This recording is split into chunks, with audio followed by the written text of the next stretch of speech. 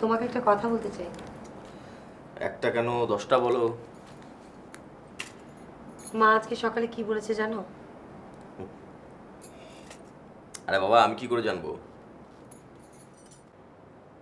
বলেছেন চাকরি ছেড়ে দিতে, আর তারপর ঠিকঠাক মতন ঘর সংসার করতে। ওনারা নাতি নাতনির মুখ দেখতে চান। বাহ বাহ বাবা, খুবই ভালো। তা তুমি কি বলেছো? আমি কিছু বলিনি। কেন? বলেছি তুমি আসো, তুমি এলে তারপরে তোমার সাথে কথা বলে জানাবো। আচ্ছা, তুমি কি চাচ্ছ বলো তো? আমি এখনই কোনো বেবি নিতে চাই না।